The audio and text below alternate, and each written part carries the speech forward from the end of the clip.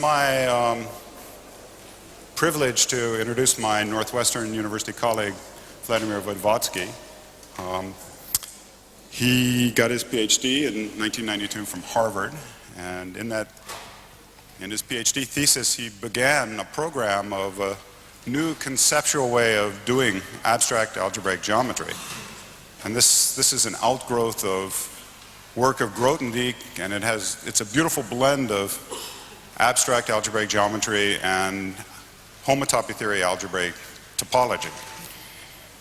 And many of us feel this is the right way to do things. And not only is it elegant, but he has proved a spectacular theorem. It's a conjecture that goes back to Jack Milner.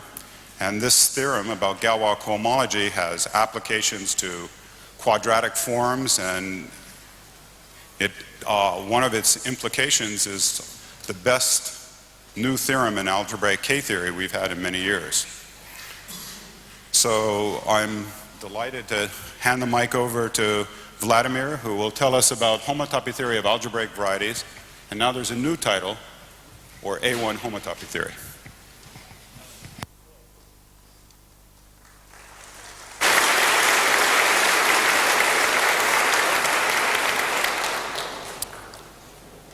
Is it? Yeah.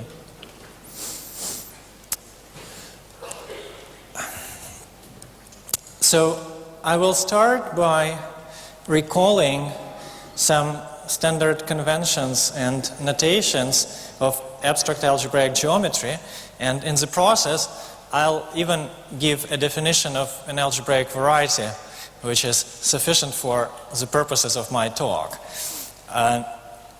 So to understand what I'm going to talk about, it's sufficient to know what is an affine algebraic variety.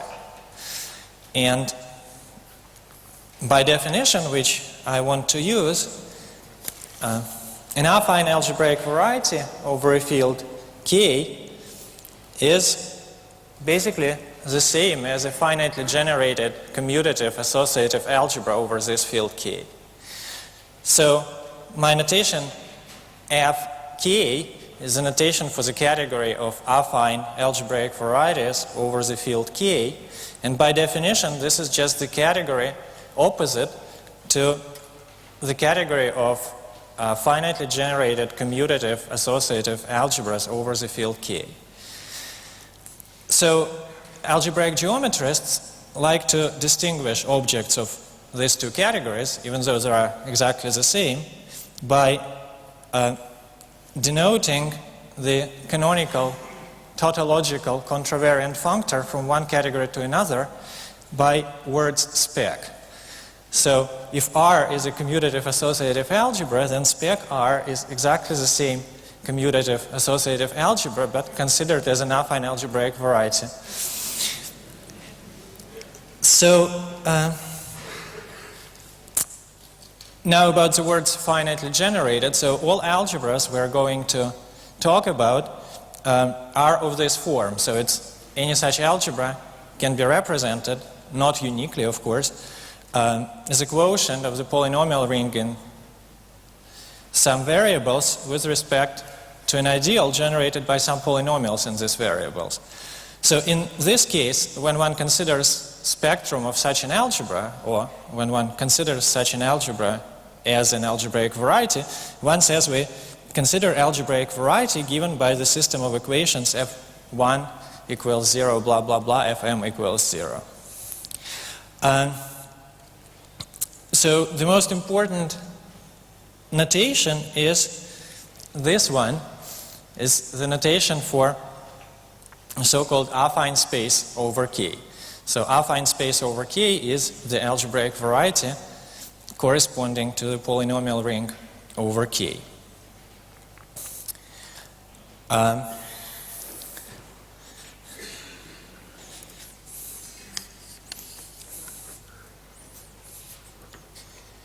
Here some more of those notations.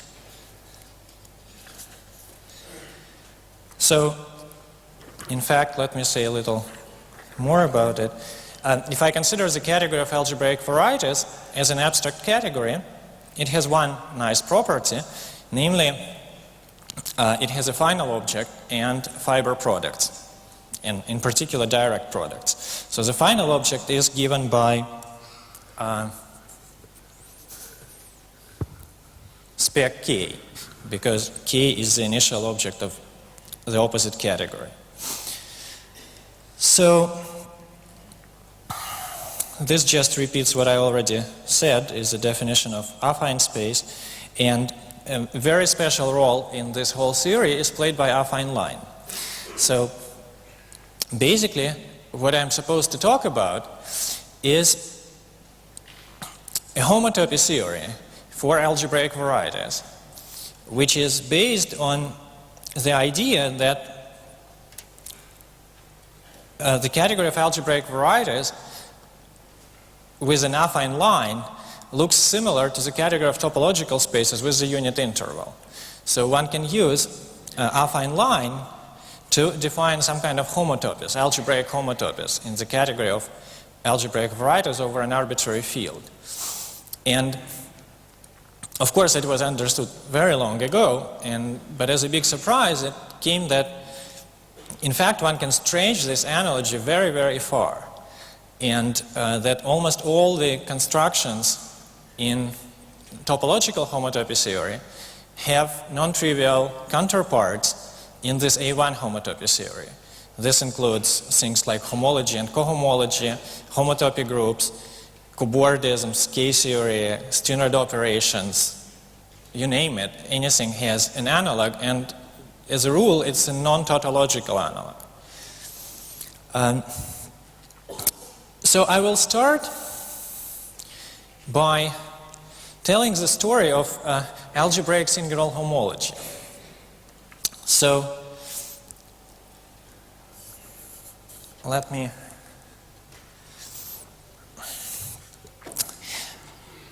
algebraic singular homology was the first construction which one can say properly belongs to A1 homotopy theory, but which was invented before A1 homotopy theory as such appeared. It was originally invented by Andrei Suslin in his attempt to give a definition of motivic cohomology. And in principle, it's a continuation of an old story of finding purely algebraic construction of cohomology, groups of algebraic varieties. So, well, have it written here. Originally, the problem looked approximately as follows. It became important in connection with Weil conjecture, but I'm not going to talk about it.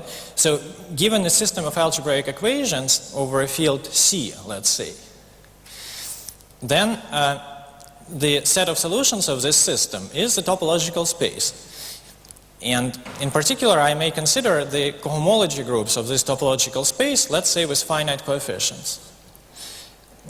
Now the question was how to find a description of these cohomology groups of the set of solutions in purely algebraic terms of the original system of equations, basically.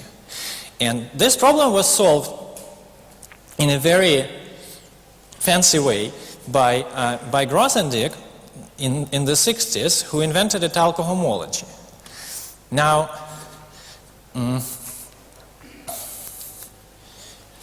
étale cohomology they were obtained as algebra geometrical analog of basically the Čech cohomology in topology. So the basic idea of étale cohomology was that we can consider the covering of algebraic variety by so-called étale open sets, which doesn't really matter, and then combinatorics of this covering gives us some information about cohomology groups of the corresponding topological space. It was very successful, but then at some point it became clear is that it's not sufficient. For many purposes, the theory which one can obtain this way is way too coarse. And in particular, it was giving meaningless answers with rational coefficients. So Italco homology with rational coefficients of any smooth variety are 0 in all dimensions greater than 0.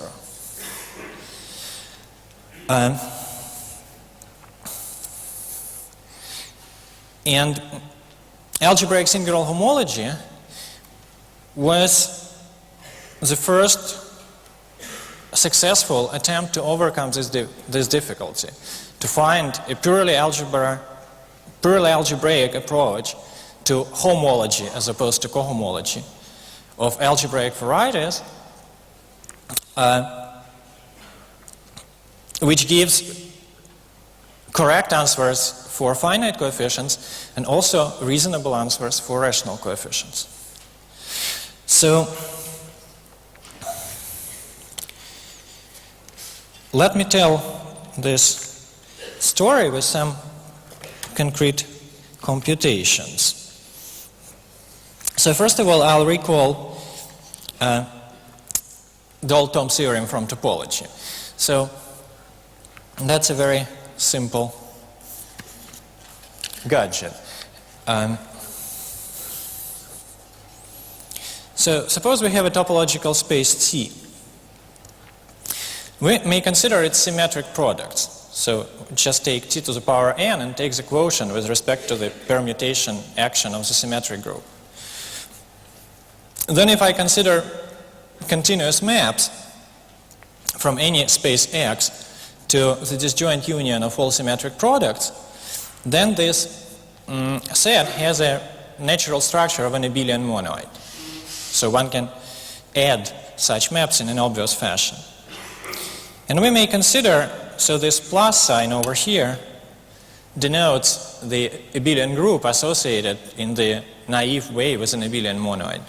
And this notation will be used throughout the talk. So just take differences of elements with the usual relations. Another notation which I need is a notation for the standard simplex, which is standard.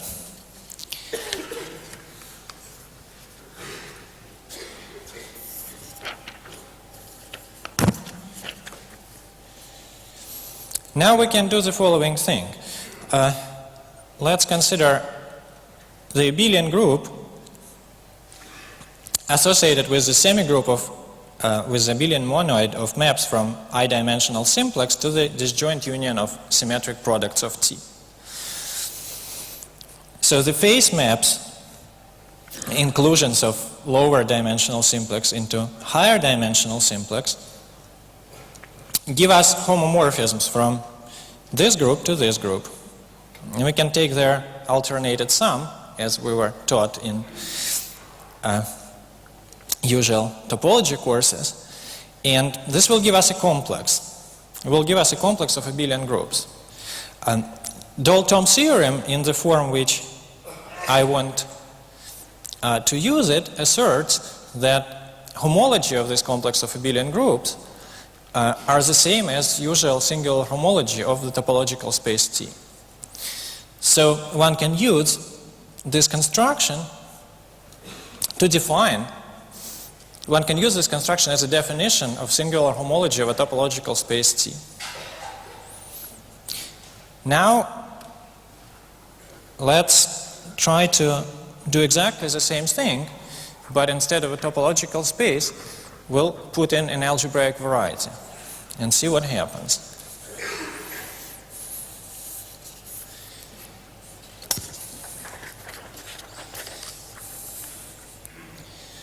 So we start with an affine algebraic variety corresponding to some algebra A.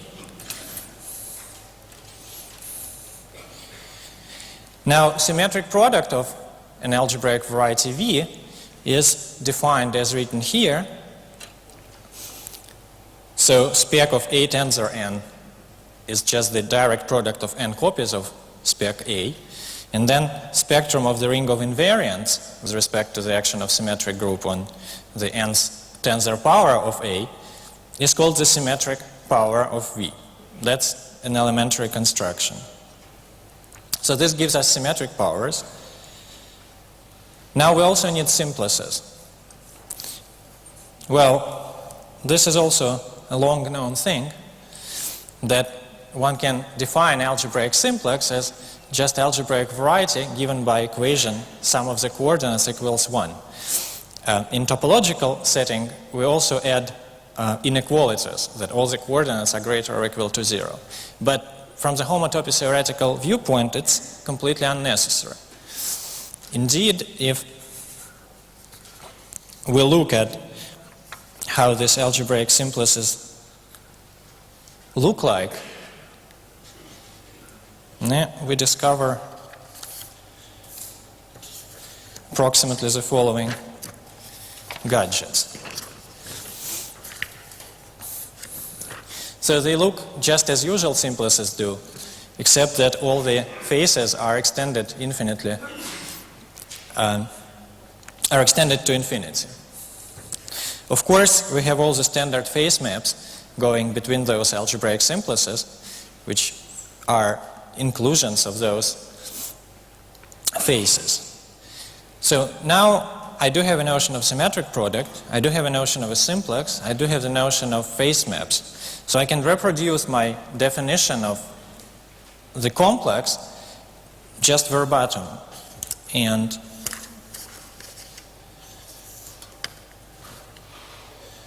what I get looks as follows. So now I take morphisms in the category of algebraic varieties, from algebraic simplices to these disjoint unions. They again form abelian monoids, which I can group complete to get abelian groups. And the face inclusions of algebraic simplices allow one to define a differential. One gets a complex of abelian groups associated to any algebraic variety. So we denote this complex by CL over star algebraic of V. Here I have to make one short digression and say that this definition as given is only, strictly speaking, correct for varieties over a field of characteristic 0. So let me, for the purpose of my talk, assume that my field is of characteristic 0. If characteristic is greater than 0, then constructions need some modifications, which should be obvious in a sense for an algebraic geometrist, but are hard from expository point of view. So now I can use my Dalton theorem other way around and define algebraic singular homology of an algebraic variety V as homology of this complex. And this is a definition, well, a version of a definition which was initially given by Andrei Suslin in 1986.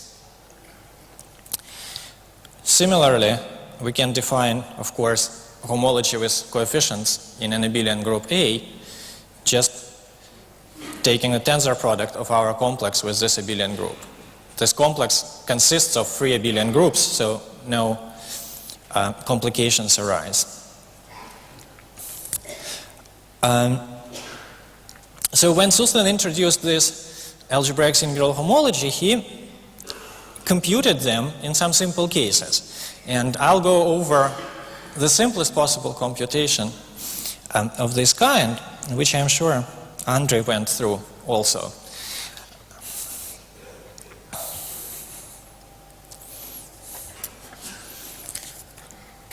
In a sense, it's very instructive.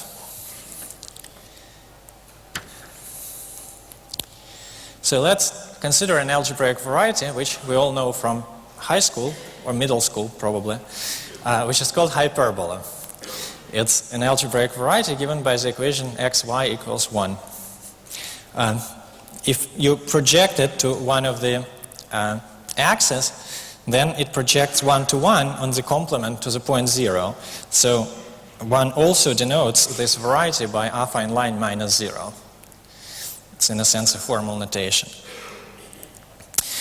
Now, for this particular gadget, one can compute its symmetric powers in a very explicit way. Basically, we have the standard theory of symmetric functions in one variable, which gives a complete description of all the symmetric products of V. So the algebraically is going to look like this. This will be all coefficients of a polynomial, and the last coefficient is supposed to be invertible. So this is written here. And as an algebraic variety, it's just a product of an affine space of dimension n minus 1 with the V itself.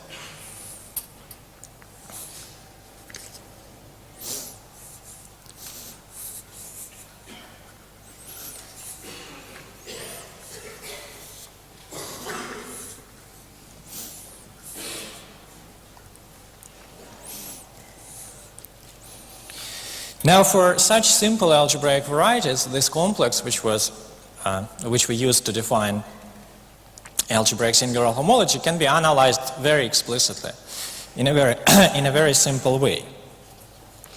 And this explicit computation gives the following somewhat strange answer.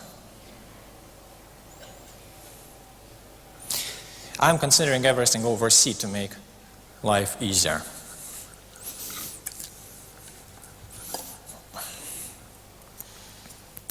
Now, such an answer may of course look like trouble, because for the corresponding topological space the answer is completely different. So if we consider homology of the topological space of C points of V, so we'll have the following. As a topological space, our V is just C star, so its homotopy equivalent to a circle, and its homology look like this.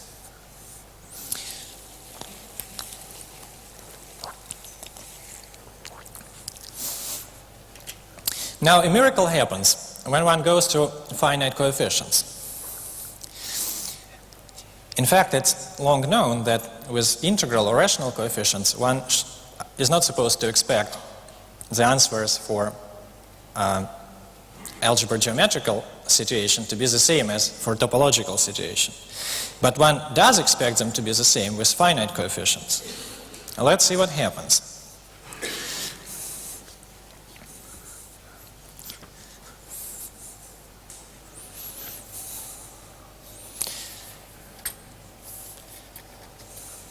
So I didn't reproduce the whole universal coefficients long exact sequence, which connects finite coefficients to integral coefficients, but here is how it looks, and this is the same for any homology theory which is defined in a reasonable way, in particular for our homology. So topologically we get, of course, the obvious answer. Now if we put in here algebraic singular homology of V, we get the following. So I don't know how readable it is. We get Z over n for I equals 0. We get the kernel of the map Z goes to Z to the power n on C star for I equals 1 and 0 for all other indices.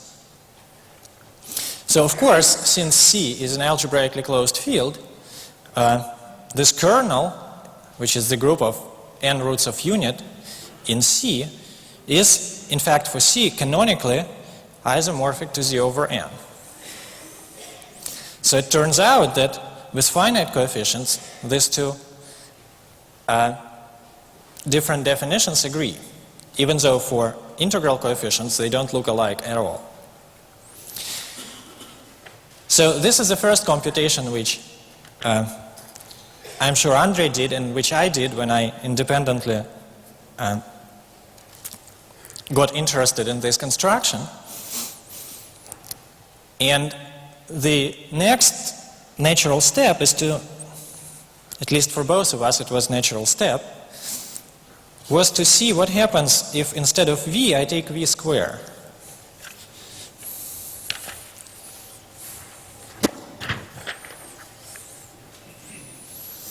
So what's about algebraic singular homology of the square of this algebraic variety v?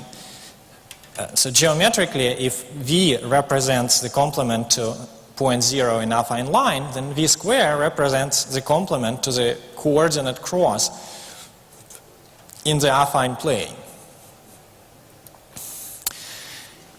So the thing is, no one knows. No one knows what algebraic singular homology of v square is or are. There are some partial results, and there are also some conjectures. But this is already the point where we're basically at a loss. So the first result, one can compute H0. So remember that in the previous case it was the only non-trivial group. It was computed independently by Andrei and myself, by different methods actually, and the answer looks as follows. So there is a summand which is z, which is not very interesting, comes from one point. There are 2 times k star, which just comes from 2 different embeddings of v into v square as v times 1 and 1 times v. But there is another term, and this another term is canonically isomorphic to Milnor's so-called Milnor K2 group of the field K, which is defined in here. So it's tensor square of k star over z modulo some relations. Now, there was an old, well, relatively old theorem, beginning of the 80s, again by Suslin, a hard theorem, which says that for an algebraically closed field, K2 Milnor doesn't have torsion. So it's a torsion-free group. And using this theorem, one can show that our algebraic singular homology in dimension 0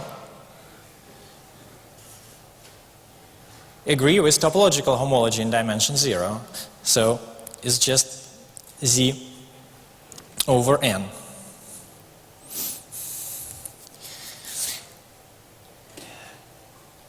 Now, it turns out that as long as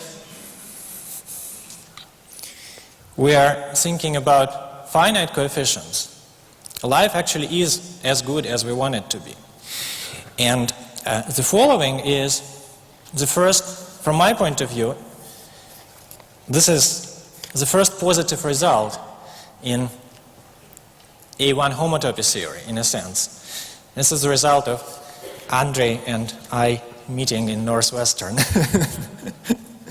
at some point and comparing our notes and getting the following theorem.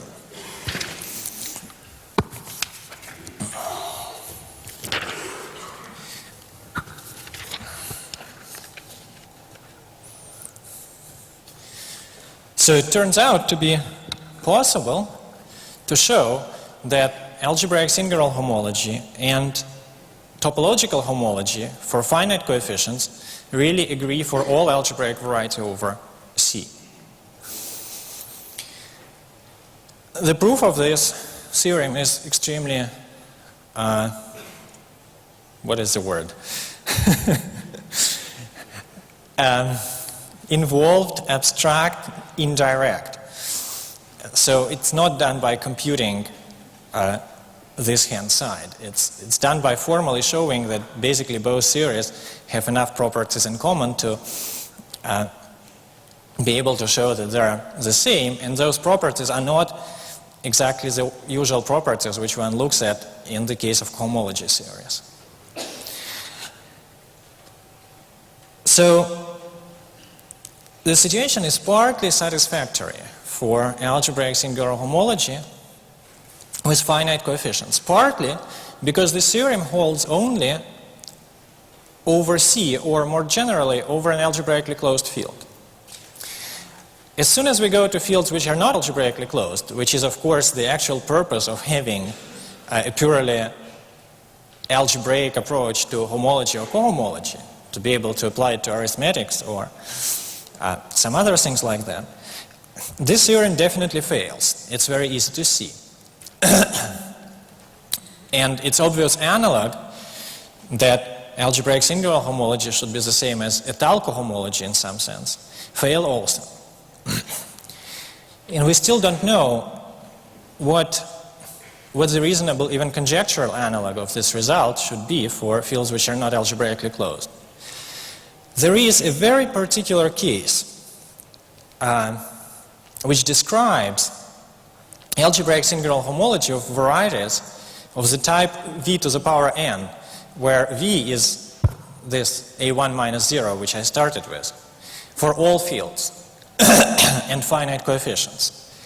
And this conjectural description is called the Milnor, Bloch, Kater, Balanson, Lichtenbaum conjecture, which is at the moment proven for Z2 coefficients. So I'll come back to this particular case at the end of the talk, after I introduce some of the abstract A1 homotopy theory.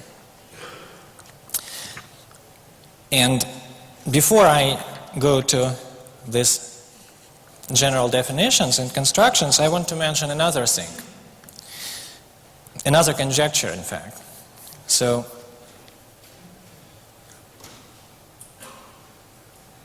let's look at this thing. So this V is the old V, not in any algebraic variety, just A1 minus 0. So conjecturally, its homology with integral coefficients should be 0 in dimensions greater or equal to 2. This thing is the first non-trivial case of so-called Balanson-Sulla vanishing conjecture in algebraic case theory. And as far as I'm concerned, this is the hardest and most interesting conjecture at the moment in all this motivic/case theoretical activity. I mean, this is the first non-trivial particular case of the most interesting conjecture. But it seems completely out of reach at the moment. So here is honest formulation of something which we have no idea how to approach.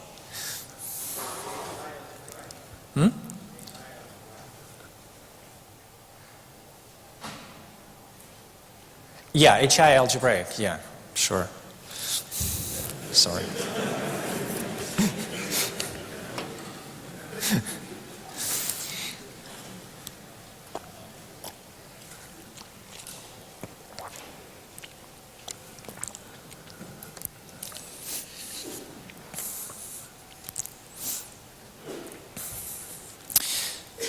Okay, now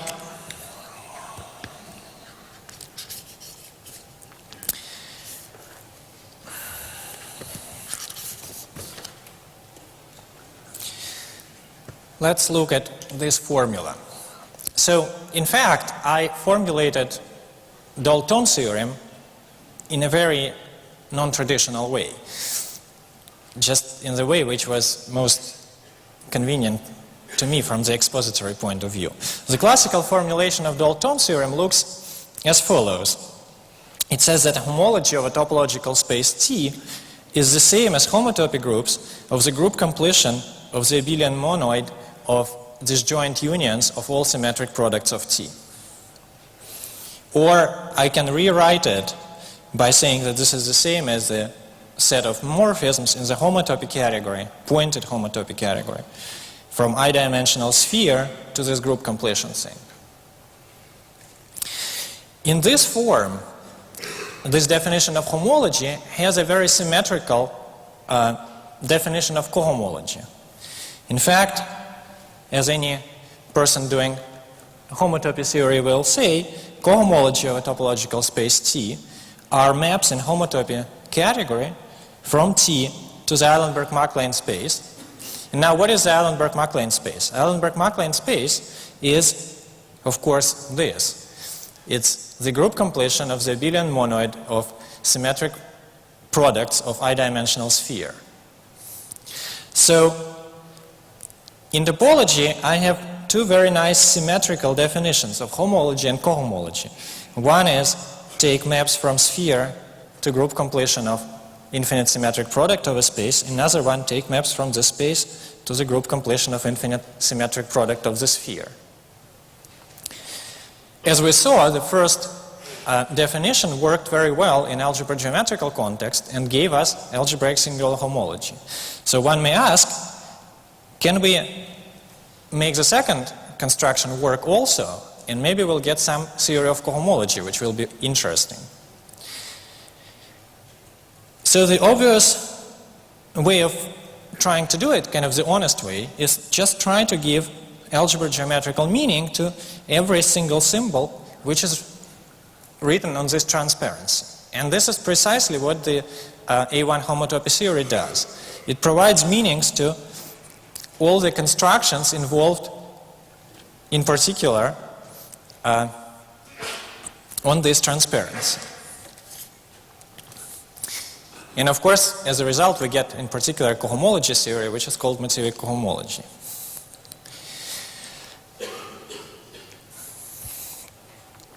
Okay. Here is how it all practically looks like. I won't go into much details about formal constructions of this A1 homotopy theory, but I very much want to refer at this point to the paper which I wrote for the proceedings. So this paper has very little to do with what I'm talking about now.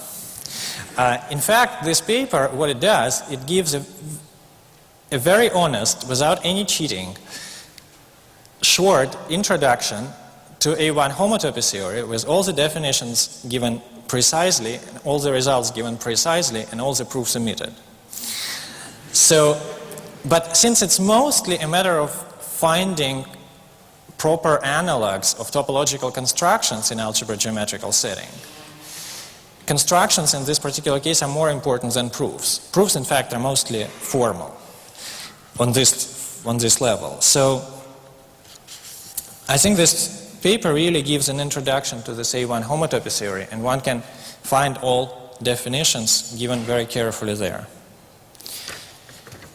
So for the purposes of the talk, here is what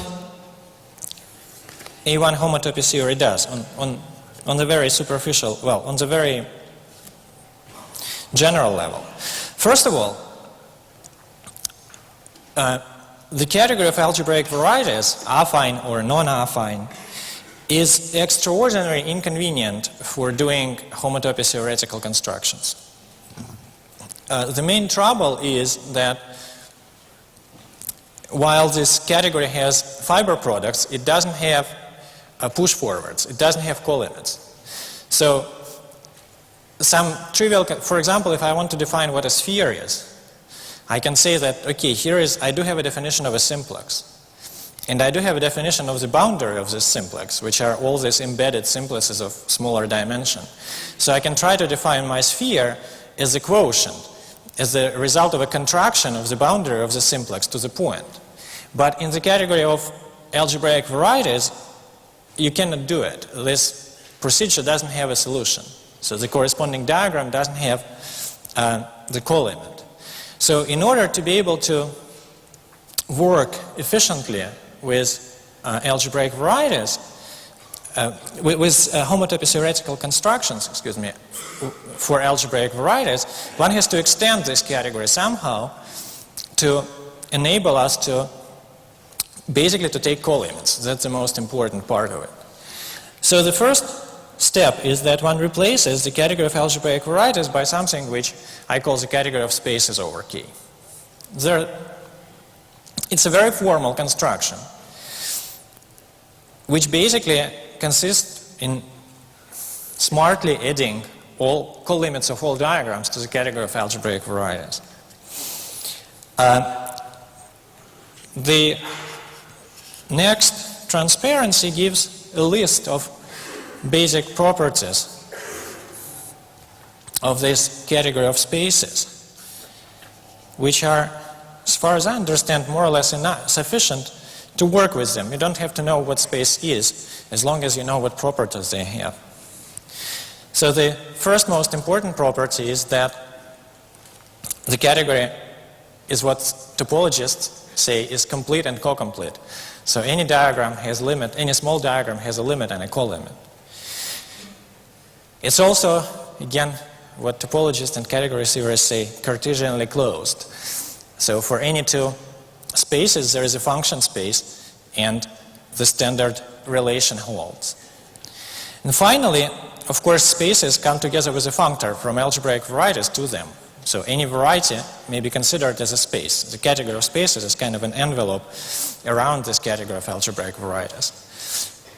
So the last property mentioned here is that this functor from algebraic varieties to spaces is a full embedding when we restrict it to the subcategory of smooth algebraic varieties. If you consider arbitrary algebraic varieties, it's not very clear what happens. But for smooth ones, morphisms between them as varieties are the same as morphisms between them as spaces. There are also other properties which I didn't write down. One of them is that any space is a co-limit of a diagram of smooth algebraic varieties. So there is nothing which is unnecessary. And yet another property is that, well, if we have an algebraic variety which is covered by two Zariski open subsets, then considered as a space, this variety is a co-limit of the corresponding diagram consisting of two open subsets. So it's hard to say it without writing down. So as soon as we have such a nice category of spaces, we can do all the standard constructions. So for example, given a space and a subspace, denote by x over a is a co-limit of diagram written here. Given two subspaces, we can define their union as a co-limit of this diagram. Given two pointed spaces, we can define their smash product also in the ordinary topological way.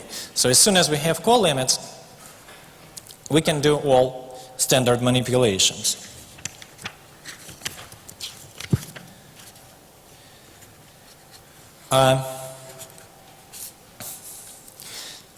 So this category of spaces is, so to speak, the first ingredient of A1 homotopy theory.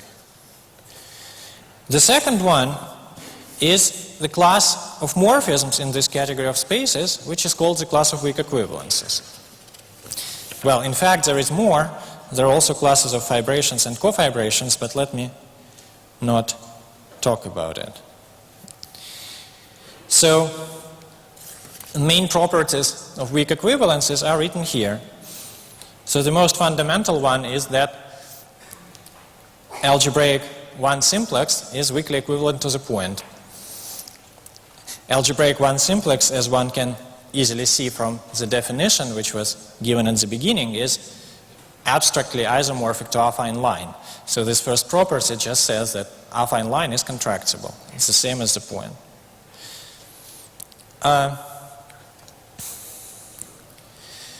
So for any weak equivalence, multiplying it with an identity morphism gives again a weak equivalence. And then weak equivalences have the standard property of being conserved, so to speak, by taking push forwards.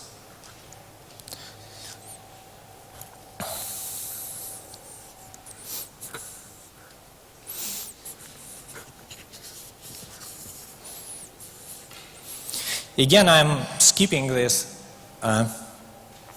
abstract stuff because it's written in great detail with all the necessary motivations in the proceedings paper. Now comes an interesting point. So, a fundamental difference between homotopy theory in algebra geometrical setting and in topological setting is the fact that in algebra geometrical setting we have two different circles. So the first one, let me cover this for a while. The first one is a natural thing. You take one simplex and then glue its zero vertex with one vertex. So you take one simplex. So one simplex is, in this case, affine line. And this is a space which is obtained by gluing points 0 and 1 on affine line. It looks like that.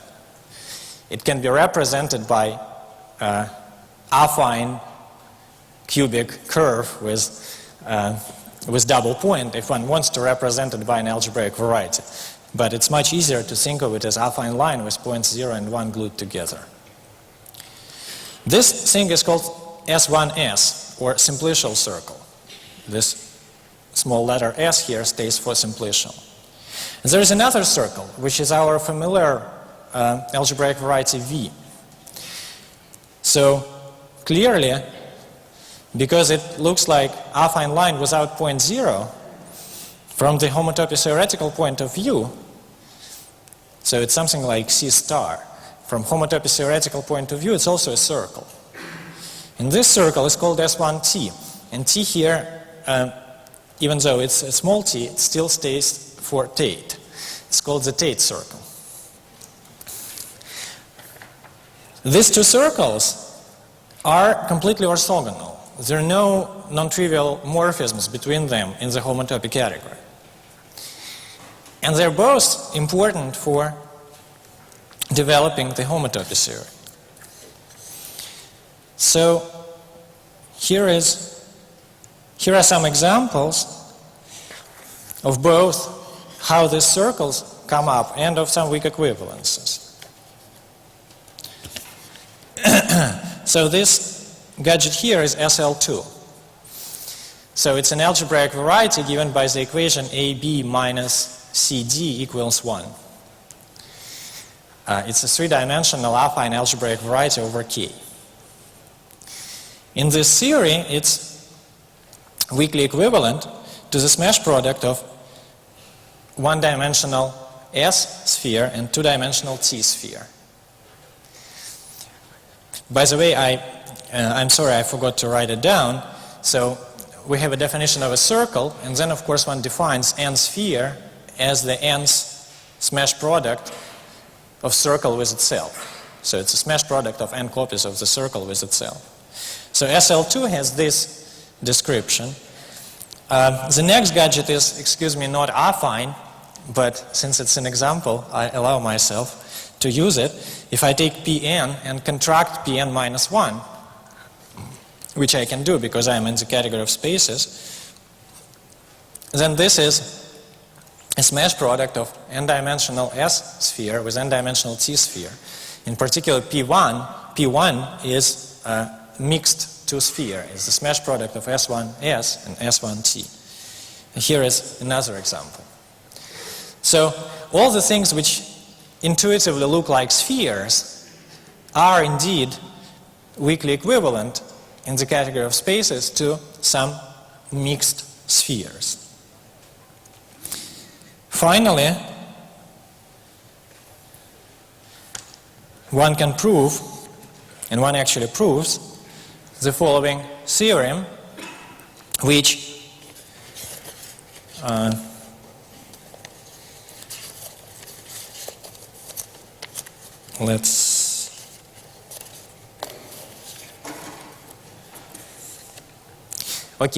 which gives a description of algebraic singular homology in terms of homotopy groups, in the sense of this A1 homotopy theory, or in terms of morphisms in the A1 homotopy category. Sorry, I skipped another important thing. I didn't say what A1 homotopy category is. So A1 homotopy category is the localization of the category of spaces with respect to the class of weak equivalences. So this formula, which existed on one of the previous slides in topological context, does really hold. And one can describe algebraic singular homology as homotopy groups of a certain space. This gadget here is a space associated to an algebraic variety V.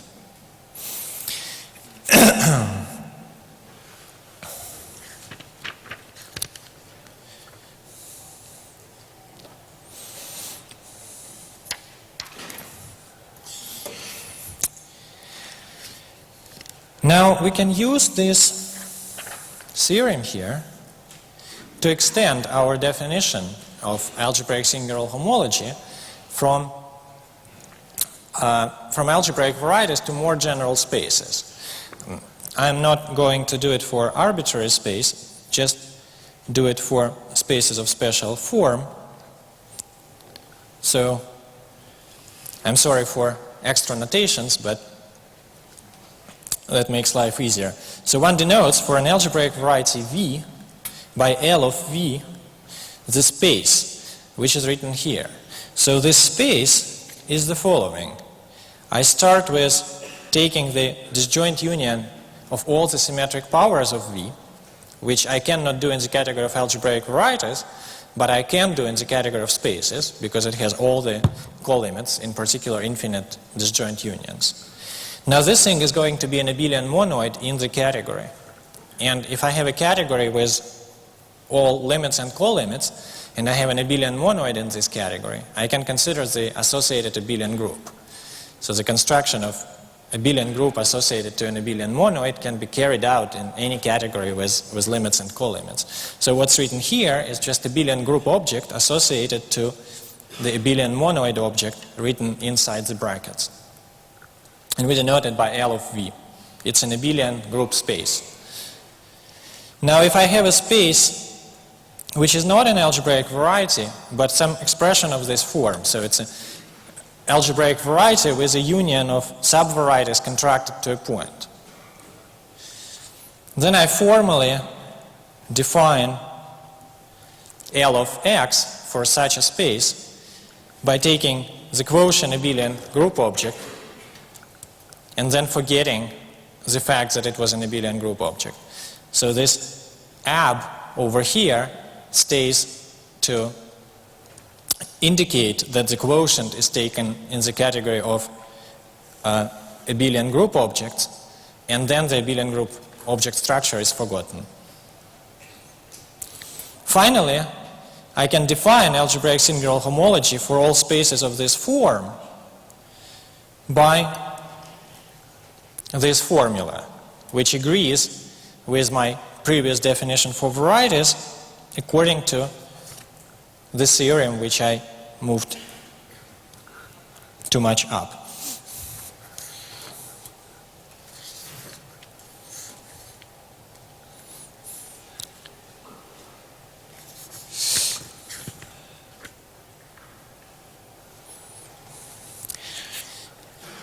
Now let me talk 2 minutes without a transparency, because I didn't prepare it.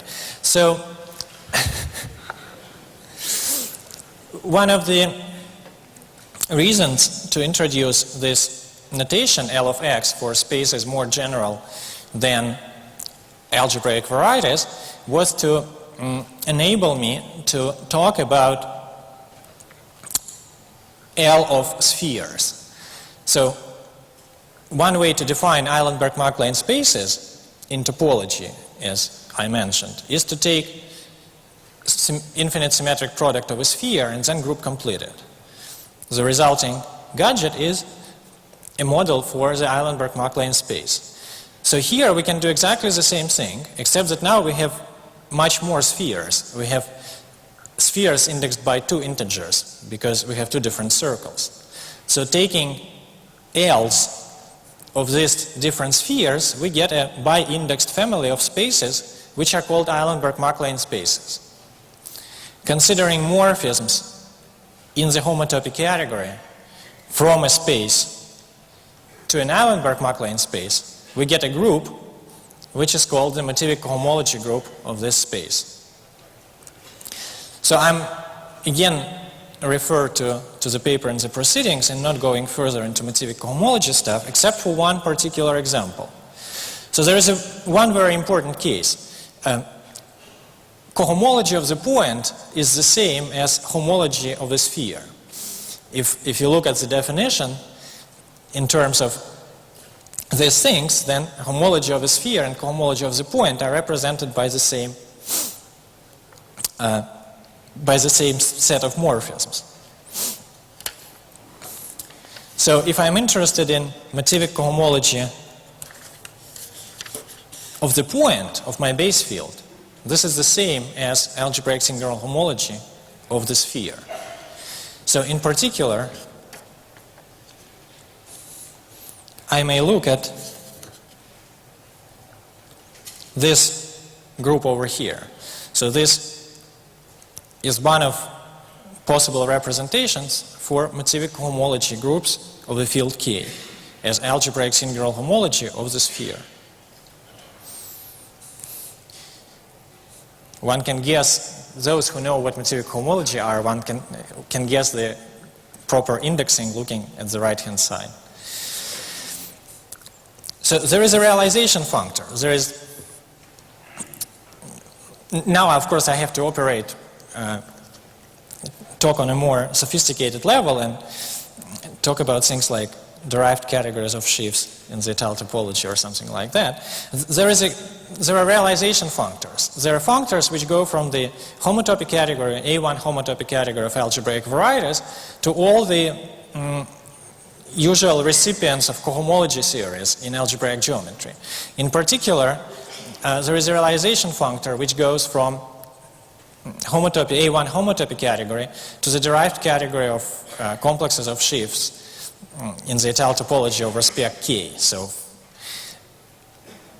since our algebraic singular homology are represented by morphisms, this realization functor gives a homomorphism from algebraic singular homology, in this particular case, to Étale cohomology. So it's a regulator map in some simple kind. Now, you can also forget everything I said about derived categories of sheaves and just believe me that there is a canonical homomorphism which goes from algebraic singular homology of a sphere to Galois cohomology of the base field with coefficients in the Galois module of roots of unity. And the indices look as follows. So if I assume that my field K is algebraically closed, then these groups are zero unless this is zero, so unless n equals I. So in this case, if K is algebraically closed, then the theorem which I started with, this Suslin and myself theorem, tells us that these homomorphisms are isomorphisms. Indeed, the theorem describes the left-hand side and says that over a closed field, the left-hand side is the same as usual topological homology with finite coefficients of n-dimensional sphere. So they're all concentrated in dimension n. And this guy is also all concentrated for n equals I. So over an algebraically closed field, these homomorphisms are isomorphisms. It was conjectured by Evanston and Lichtenbaum that in fact these homomorphisms are isomorphisms for all I greater or equal to 0. That's one of the equivalent reformulations of Evanston and Lichtenbaum conjectures. So our current state of knowledge is given by the following theorem. Well, we know a little bit more than that, but the most advanced result looks as follows. That we do know that it is true for Z2 coefficients. So if I consider cohomology and homology with Z2 coefficients, then algebraic singular homology agree with Étale cohomology in the certain range of indices. This is a very important thing here.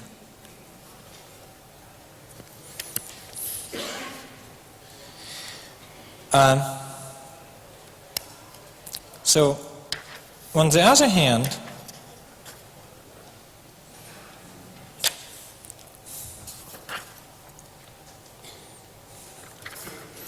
there is another result which is completely independent and all by itself a strange result.